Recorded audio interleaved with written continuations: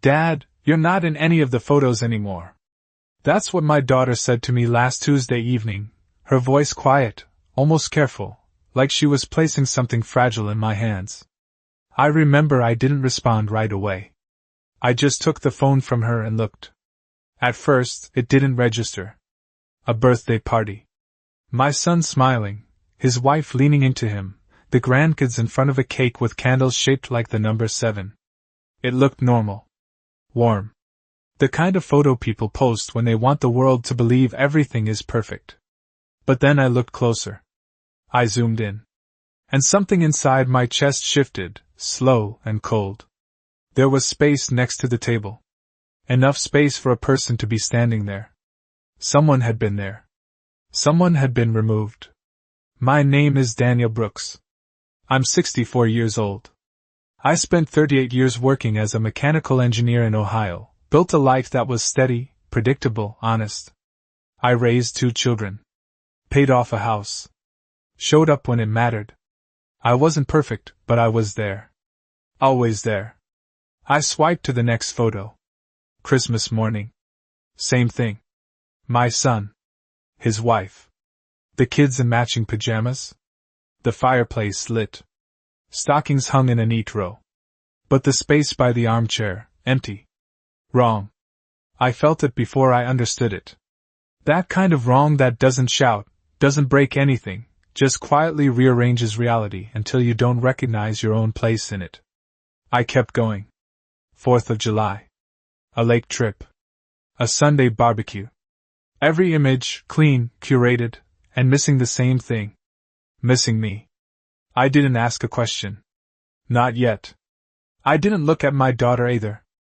I just kept scrolling, slower now, studying details the way I used to study blueprints back when mistakes could cost thousands of dollars. Shadows. Reflections. Cropping lines. And then I saw it. In one photo, the edge of a sleeve. A shirt I recognized. Mine. Cut off at the shoulder. Not an accident. Not a bad angle. A decision. I handed the phone back, but my fingers didn't feel like they belonged to me. The room was quiet except for the low hum of the refrigerator and the faint ticking of the clock above the sink. Ordinary sounds. A normal evening. Except something had changed, and I could feel it settling into place, like a final piece of a puzzle I didn't know I'd been solving. I had spent years believing I was part of that family picture. Turns out, I had already been erased. I did not sleep that night, not in any way that counts as sleep, because every time I closed my eyes I saw those images again, clean edges where I should have been, empty spaces shaped exactly like a person who used to belong there, and by morning the house felt different, not smaller, not larger, just quieter in a way that made every sound seem like it was happening too far away. Like I was already standing outside of my own life looking in through a window that did not open, and I moved. Through my routine the way I always had, making coffee, measuring out 2 tablespoons like I have done for years, pouring it into the same mug with the faded blue stripe, but nothing tasted right, not bitter, not strong, just absent, like something essential had been removed and I had not noticed when it happened, and I found myself thinking back over the past year, not in big moments but in small ones. The kind you ignore at the time because they do not seem important enough to question, like how my son started sending fewer photos directly to me and more through group messages, how his wife began posting online before I ever heard about events, how invitations became shorter, more casual, sometimes arriving the same morning as the gathering itself, and I told myself it was normal, that families change, that people get busy, that this is what life looks like when children grow into their own lives. But now those memories felt different, sharper, like puzzle pieces that had been flipped over and suddenly showed a pattern I could not unsee, and I remembered the last Thanksgiving, how I arrived 10 minutes early the way I always do, how the table was already set, how there was no place card with my name, just an empty chair at the end that no one seemed to notice until I sat down, and even then it was brushed off with a quick smile, a simple oversight, nothing more. And I accepted that because that is what I have always done. I made space for their explanations. I adjusted, I stayed quiet, But sitting there in my kitchen that morning, staring at the reflection of myself in the dark window above the sink, I realized something I should have understood sooner. This was not a series of accidents, it was a process, slow, deliberate, almost careful, like someone removing an object from a photograph, not all at once but piece by piece until the absence looks natural. And the more I thought about it, the more I understood that what I saw on that phone was not the beginning of anything, it was the result, the final version of a story that had been rewritten without me. And for the first time in a very long time I did not feel confused. I did not feel angry either. I felt something colder, clearer, the kind of clarity that comes when you stop asking whether something is happening and start asking why, and more importantly, who decided it needed to happen at all. That afternoon I decided to do something I had not done in years. I drove to my son's house without calling ahead, not because I wanted to confront him but because I wanted to see things the way they were when no one had time to prepare an explanation. The drive took about 20 minutes, the same familiar route I had taken for birthdays, holidays, and quiet Sunday visits, and as I pulled into the driveway nothing looked out of place. His car was there, his wife's car was there, the front porch looked the same, the small wind chime still hanging by the door, moving slightly in the breeze like it always had, and for a moment I wondered if I had imagined everything, if maybe I had been reading too much into a few altered photos. But that feeling did not last long, because when my son opened the door and saw me standing there his expression changed for just a second, not surprise, not exactly, but something tighter. Like a calculation happening behind his eyes, and then it was gone. Replaced by a polite smile that did not quite reach the rest of his face, he stepped aside and let me in, said it was good to see me, asked if I wanted coffee, all the right words in the right order, and I nodded, walked in, took off my jacket, everything normal, everything practiced. The house smelled like something baking, cinnamon and sugar, and I could hear the television in the living room where the kids were watching something loud and cheerful, and I stood there for a second just taking it in, the warmth, the noise, the illusion of a place where I belonged, and then I saw it, a framed photo on the hallway table, recent, I could tell from the decorations in the background, a family dinner. Everyone gathered around the table, smiling, leaning toward each other, and there it was again, that space, that careful gap at the edge of the frame, too clean to be accidental, too consistent to ignore. I walked closer, picked up the frame, held it at an angle like I used to do when checking for scratches on glass, and from the corner of my eye I saw my son watching me, not saying anything, just watching, waiting, and I did not turn around, I did not ask him why.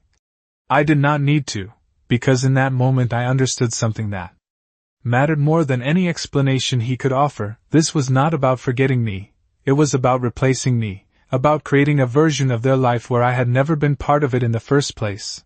And I set the photo back down exactly where it had been, straightened it slightly so it aligned with the edge of the table, and I said, very calmly, that the house looked nice, and he smiled again, relieved too quickly, like someone who thought a test had just been passed, and that was when I knew for certain, whatever was happening here, it had been planned, and I was the only one who had not been told. We sat at the kitchen table a few minutes later, 2 mugs of coffee between us, steam rising in slow, quiet curls that seemed louder than anything either of us was willing to say, and I watched him the way I used to watch machines back at work, not for what they were doing right but for the subtle signs that something was off, the hesitation before a response, the slight shift in posture. The way his eyes moved just a fraction too quickly when I asked something simple, and I kept my questions ordinary, careful, the kind that would not raise alarms. I asked about work, about the kids' school, about a neighbor I remembered, and he answered all of it without difficulty, smooth, practiced, but there was a tension underneath, like a wire pulled just a little too tight, and then his wife walked in, carrying a tray with fresh cookies, smiling the way she always does, warm and polite and just distant enough to never quite feel real, and she greeted me like nothing had changed. Like I had always been exactly where I was supposed to be, sitting at that table, part of the picture they were presenting, and I realized something in that moment that settled deeper than anything I had felt so far. This was not a mistake they were covering, this was a version of reality they were maintaining, and it required consistency. It required both of them to hold the same line without breaking it, and that meant it had been discussed, agreed upon, rehearsed in ways I would never be allowed to see, and I leaned back slightly in my chair, took a sip of coffee that had already gone lukewarm, and let the silence stretch just long enough to feel natural before I said something that should not have mattered. I mentioned a photo from last summer, a lake trip we had taken together. I described it in detail, the dock, the blue cooler, the way the sun hit the water in the late afternoon, and I asked if they still had that picture, just a simple question, easy to answer, and for a second, just 1 second, his wife's smile flickered, not enough for anyone who was not looking for it, but I was, and my son glanced at her before answering, a quick look, almost invisible, but it was there, a silent check, a confirmation, and then he said they might have it somewhere, that they would have to look, that they had taken so many photos it was hard to keep track, and I nodded as if that made sense, as if I accepted it without question. But inside everything was aligning with a clarity I had not felt in years, because that photo existed, I knew it.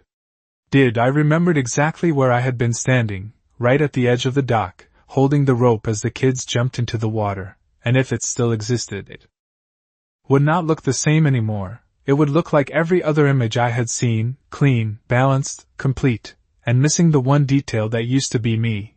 And I set my cup down carefully, making sure it did not make a sound, and I understood that whatever this was, it was not something they had just started doing, it was something they had already finished. When I left their house that evening, I did not say anything unusual, I did not linger at the door, I did not ask for answers I already knew I would not get. I simply thanked them for the coffee, told the kids goodbye, and walked back to my car with the same steady pace I had used my entire life. But the moment I closed the driver's door and the sound sealed me off from the house behind me, everything felt different, quieter, clearer. Like the world had shifted into a version where details finally made sense, and I sat there for a minute with my hands resting on the steering wheel, not starting the engine, just thinking, not about what they had done, but about how long it must have taken, because something like that does not happen overnight. It requires intention, repetition, agreement, and as I replayed the past months in my mind, more pieces started to surface, small things I had dismissed before. Like how my daughter-in-law had once insisted on editing photos before sending them out, how she joked about angles and lighting and making everything look just right, how my son had laughed along without really looking, and I remembered a day about 6 months ago when she had asked me to step aside during a group picture, just for a moment, she said, so she could take one version with just the kids and then we would take another with everyone, but the second photo never came, and I had not questioned it. I had simply stepped back into place in my own life the way I always had, assuming there would be room for me, and now I understood that moment for what it was, not an exception, but a beginning, a quiet test to see how easily I could be moved out of frame, and I realized something else that mattered even more. My daughter had not sounded surprised when she showed me those photos. She had sounded certain, like she had already been watching this happen for longer than I had, and that thought stayed with me as I finally started the engine and drove home, the streetlights passing in steady intervals, each one marking the distance between who I thought I was in that family, and who I had actually become. And when I walked back into my house, the silence did not feel empty the way it had the night before, it felt honest. Like a space that had not been edited, not been rearranged to fit someone else's version of reality. And I went straight to the study, opened the drawer where I kept old photo albums, and took out the one from that lake trip, the one I knew would still tell the truth, and I placed it on the desk without opening it right away, because for the first time since all of this began, I was not looking for confirmation anymore. I was preparing for something else entirely. Something they had not planned for. Something they would not be able to edit out once it was set in motion.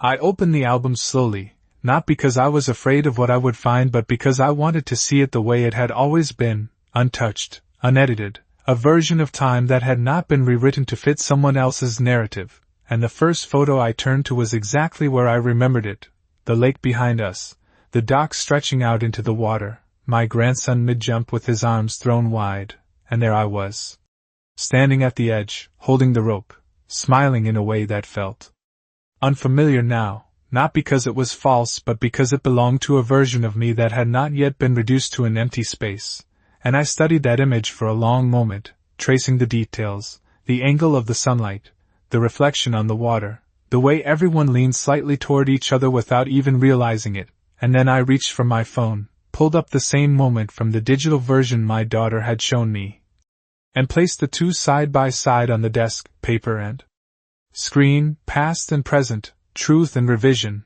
and the difference was not loud, it was not dramatic, it was precise, surgical, as if someone had carefully removed a single element, and then adjusted everything else to make the absence feel natural, and I realized then that this was not just about being excluded, it was about control, about deciding which version of reality would remain and which would disappear, and I sat back in my chair, letting that thought settle, because it changed the question entirely. This was no longer about whether they had erased me.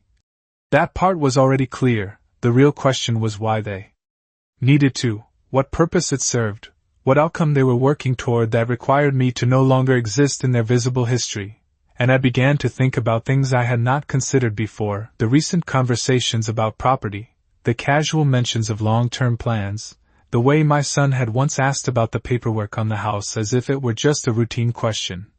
And how quickly his wife had redirected the conversation when I started to answer in detail, and I could see now how all of it connected, not in a way that felt rushed or chaotic, but in a way that felt structured, deliberate, like a plan that had been built step by step over time. And I closed the album gently, placing my hand on the cover for a moment as if I was sealing something in place, not the past, but my understanding of it, because once you see something clearly, you cannot go back to not knowing.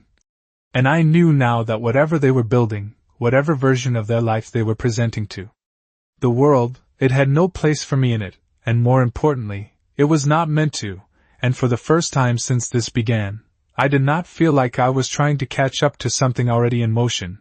I felt like I was standing still, looking directly at it, and deciding exactly how I would respond. The next morning I called my daughter, not to ask questions I already knew the answers to, but to hear how she would say it out loud, because there is a difference between seeing something and having someone confirm it, and when she picked up, her voice carried that same careful tone from before, steady but weighted, like she had been holding this in for a while, and I did not ease into the conversation. I did not pretend everything was normal. I simply told her I had looked through the old albums, that I had compared them to the digital versions, and there was a pause on the line, not long, but long enough to tell me everything I needed to know, and when she finally spoke, she did not sound surprised, she sounded relieved, like a truth she had been carrying alone no longer had to stay hidden. And she told me she had noticed it months ago, not all at once, but in pieces, a missing shoulder here, a cropped edge there, and at first she thought it was just editing, just the way people adjust photos for social media, but then she started to see the pattern, the same absence repeated over and over again, always me, always positioned just outside the final frame, and she said she tried to ignore it, tried to convince herself it was nothing, but the more she looked, the harder it became to pretend.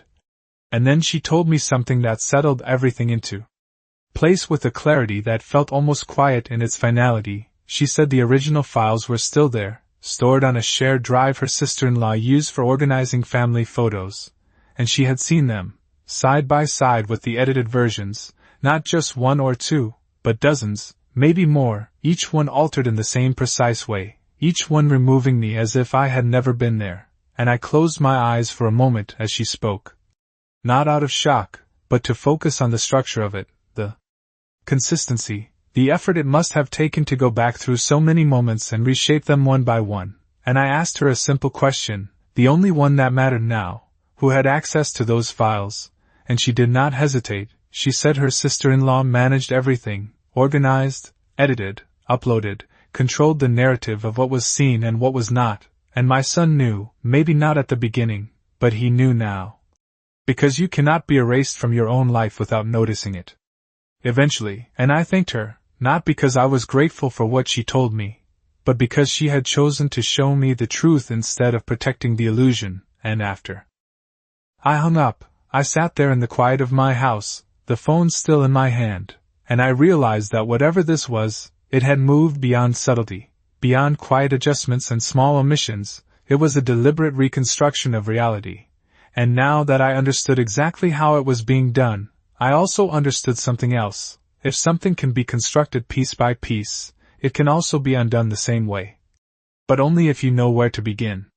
Once you understand how something is built, you stop reacting to it, and you start tracing it, and that is what I did. I sat at my desk with the album closed in front of me and my phone beside it, not scrolling this time, not searching for more evidence, but mapping out what I already knew, because there is a difference between discovering a problem and understanding its structure, and this had structure, it had repetition, intent, and a clear point of control, and that meant it had a purpose. Beyond appearance. So I began with the simplest layer, visibility, what they chose to show and what they chose to hide. The images were not random memories, they were curated moments, selected, edited, and presented in a way that told a specific story, a story where everything looked complete, balanced, and carefully arranged. And I was not just missing from that story, I had been removed in a way that left no trace. No hint that anything had ever been altered, and that level of precision requires more than preference, it requires motivation, something strong enough to justify the time and consistency it takes to maintain that illusion. And I thought again about the conversations around the house, about documents and ownership and long-term plans that had been mentioned casually but never explored fully, and I realized that visibility is not just about memory, it is about legitimacy. About who is seen as part of something and who is not, and if you remove someone from every shared image, from every recorded moment, you begin to reshape how others perceive the structure of that family, who belongs, who contributes, who matters, and more importantly, who does not. And I stood up and walked to the window, looking out at the street the way I have done for years, watching the same quiet neighborhood continue as if nothing had changed, but inside I could feel that shift becoming something solid, something I could work with. Because if their goal was to create a version of reality where I did not exist, then it was not enough for me to simply prove that I did. Proof alone does not undo a narrative that has already been accepted. You have to change the foundation it stands on. And that means understanding not just what they are doing, but what they are preparing for. And as I thought about it, about the house, about assets, about decisions that depend on perception as much as documentation, it became clear that this was not just about erasing me from photos, it was about positioning themselves in a way that made my absence seem natural, expected, even justified, and that realization did not make me angry, it made me focused, because once you see the direction someone is moving in, you do not need to follow them to understand where they are going, and more importantly, you do not need to confront them to change where they end up, you only need to step in at the right point. The point they did not account for, the part of the structure they assumed would never shift, and I knew exactly where that point was. The next step was not loud, it was not dramatic, it did not involve confrontation or raised voices, because by then I understood that anything direct would only give them time to adjust, to explain, to reshape the situation again, and I had no interest in watching them rewrite another version of reality, so instead I did what I had always done best, I worked quietly, methodically, starting with something simple. Something they would never think to question. I scheduled an appointment with my attorney, the same one who had handled my retirement paperwork years ago, a man who understood details, who paid attention to what was written and what was not, and when I sat across from him in that familiar office, I did not rush into explanations, I did not talk about photos or feelings or anything that could be dismissed as personal. I spoke in terms he would recognize immediately. Ownership, documentation, authority, and I asked him to review everything, the house, the accounts, the existing will, every piece of paper that defined what belonged to whom and what would happen when I was no longer here to clarify it myself. And as he went through the documents, asking questions, making notes, I answered calmly, precisely, the way I used to answer technical questions at work, because this was no different, this was a system. And I was identifying its vulnerabilities, and when he finished, he leaned back slightly and told me that everything was in order.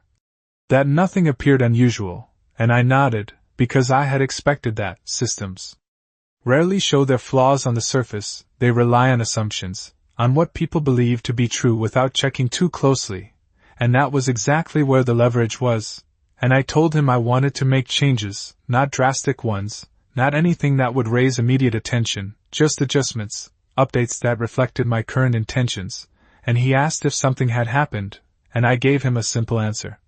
I said I was making sure that what I had built would be handled correctly. Without confusion, without interpretation, without anyone needing to decide on my behalf what I would have wanted, and he understood that. People in his line of work always do, and over the next hour we went through each document, line by line, making revisions that were small on their own but significant in how they connected, shifting control, clarifying conditions, ensuring that nothing could be assumed or redirected without explicit instruction, and when it was done, when the final signatures were placed and the copies prepared, I felt something settle into place, not satisfaction, not relief, but certainty, the kind that comes when you know the outcome is no longer dependent on how others choose to present the story. And as I walked out of that office and into the afternoon light, I realized that for the first time since this began, I was no longer reacting to what they had done. I was shaping what would happen next, and unlike a photograph, this was something they would not be able to crop or edit once it was set.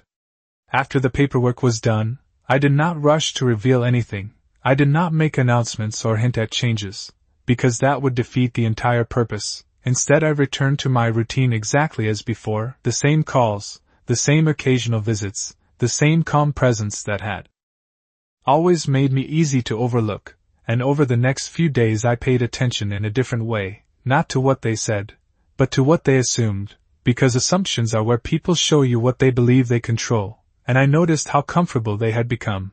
How relaxed my son sounded on the phone, how easily his wife spoke about future plans that included timelines and decisions that had never been discussed with me directly.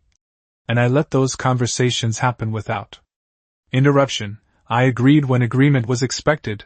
I nodded when silence was easier, because I needed them to continue exactly as they were, to follow the path they had already committed to without realizing that the ground beneath it had shifted. And a week later an opportunity presented itself in the form of something they considered ordinary, a family gathering, small, informal, just dinner at their house. And when my son mentioned it, he did so casually, as if it were routine, as if nothing about our dynamic had changed, and I accepted without hesitation, because this was not about confrontation, it was about timing, and when I arrived that evening, everything looked the same as it always did, the table set, the children laughing, the television playing softly in the background, a scene so familiar it could have been any other night from years before, and I moved through it the same way I always had. Greeting everyone, taking my place, observing without drawing attention. And then at one point during dinner, my daughter-in-law stood up and suggested taking a photo, just a quick one, she said, to capture the moment, and I watched as everyone shifted slightly, adjusting positions, making space, aligning themselves in a way that looked natural but was anything but random, and I saw it clearly now, the subtle positioning that placed me just far enough to the side, just outside the central frame. A habit so practiced it no longer required thought, and I did not move closer, I did not correct it, I simply remained where I was, exactly where they expected me to be, and as she lifted the phone and framed the shot, I noticed something else, a brief glance between her and my son. A silent confirmation that everything was as it should be, and that was the moment I had been waiting for, not because I needed more proof, but because I needed them to believe that nothing had changed, that their version of reality was still intact, because only then would what came next land exactly the way it needed to, without warning, without preparation, without any chance for them to adjust the frame before the image was captured in a way they could not control. The moment the photo was taken, nothing looked unusual to anyone else, the children were still smiling, my son stood with his arm around his wife, and she lowered the phone slightly as if the moment had been captured exactly as intended, but what they did not notice was that I had already stepped half a foot forward just before the shutter clicked, not enough to disrupt the arrangement, not enough to draw attention. Just enough to ensure that I was no longer positioned at the edge, and more importantly, that I could not be removed without leaving a trace that would be impossible to ignore, and I watched her as she glanced down at the screen, her expression unchanged at first, the same calm satisfaction she always carried after taking a photo, but then something shifted, subtle, almost imperceptible, a tightening around her eyes, a pause that lasted just a fraction longer than it should have. And she adjusted her grip on the phone as if checking something more closely, and my son leaned slightly toward her, not enough for anyone else to notice.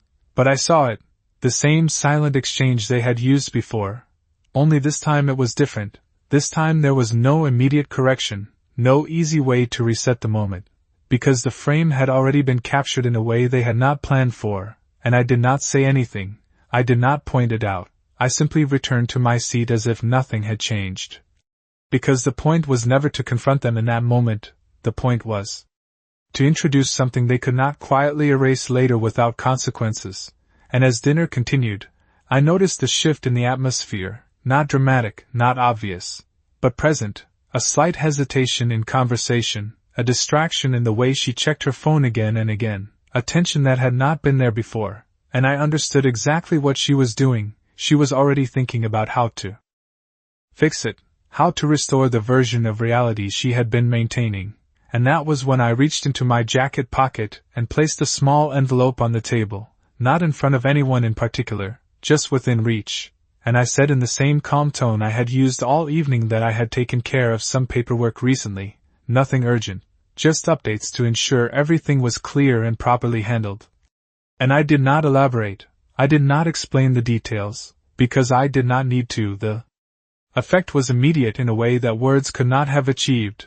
My son looked at the envelope, then at me, his expression shifting from casual to something more focused, more uncertain, and his wife's attention moved from her phone to that single object on the table, and for the first time since all of this began, I saw something break through the control they had maintained so carefully, not panic, not fear, but awareness. The realization that something had changed outside of their control. Something they had not accounted for, and I simply sat there, hands resting lightly on the table, not pressing the moment, not forcing a reaction, because the truth did not need to be spoken out loud to take effect, it only needed to exist in a form they could not edit, could not crop, could not remove without exposing exactly what they had been trying to hide all along. No one opened the envelope right away, and that was exactly how it needed to be, because the weight of something unknown is always heavier than the explanation itself, and I watched as that weight settled over the table, quiet but undeniable, shaping the space between us in a way no one could ignore, and my son finally reached for it, not quickly, not slowly, just carefully. Like he was aware that whatever was inside might change more than just the moment, and he looked at me once before opening it, searching for something in my expression, some sign of what this meant, but I gave him nothing, not reassurance, not warning, just the same calm I had carried from the beginning. And when he unfolded the papers, his eyes moved across the page in a way that told me he understood more than he expected to, not every detail, not immediately, but enough to feel the shift, enough to realize that whatever assumptions had been guiding his actions no longer applied, and his wife leaned closer, reading over his shoulder, her posture tightening slightly as she took in the same information, and I did not interrupt them.